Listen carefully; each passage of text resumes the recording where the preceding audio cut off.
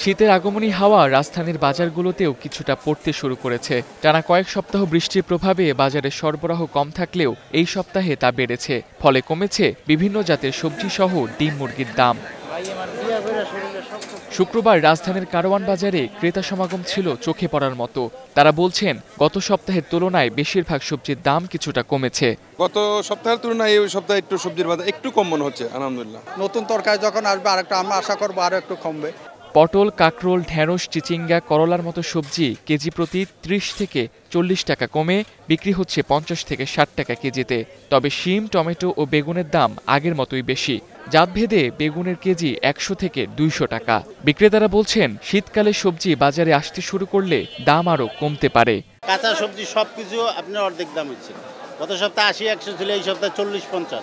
সবকিছুর দামে ইনশাআল্লাহ মোটামুটি কমে যায়, সামনে আরো অনেকটাই কমবে। এদিকে সপ্তাহের ব্যবধানে ডিমের দামও কিছুটা কমেছে। কারওয়ান বাজারে প্রতি ডজন লাল ডিম বিক্রি হচ্ছে ১৩৫ থেকে ১৪০ টাকায় এবং সাদা ডিম ১২০ থেকে ১২৫ টাকা। এই শীতে সিজনে তোর তরকারির দাম কমে, কারণ ডিমের দামও কমে যায়।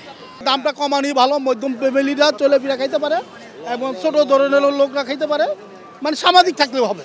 ডিমের পাশাপাশি সপ্তাহের ব্যবধানে কিছুটা কমেছে মুরগির দামও। প্রতি কেজি ব্রয়লারের দাম ১৬০ থেকে ১৬৫ টাকা কেজি এবং সোনালির কেজি ২৭০ থেকে ২৮০ টাকা। তবে কমছে না মাছের দাম। টানা কয়েক সপ্তাহ যাবৎ প্রায় সব ধরনের মাছের দাম সাধারণ ক্রেতাদের নাগালের বাইরে চলে যাচ্ছে।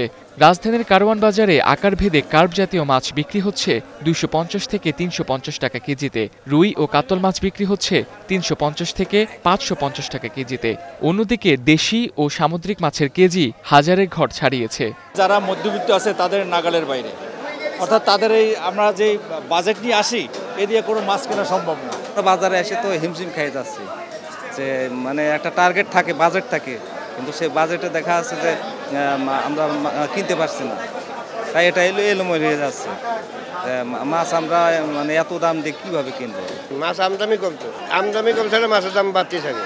এদিকে চালের বাজারে এখনও স্থিতিশীলতা আসেনি। নাজির শাইলের মতো চিকন চালের আমদানি না হওয়ায় বাজার আগের মতোই উচ্চ দামে স্থির রয়েছে বলে দাবি ব্যবসায়ীদের। Tamsid Ahmed, star news, Dhaka.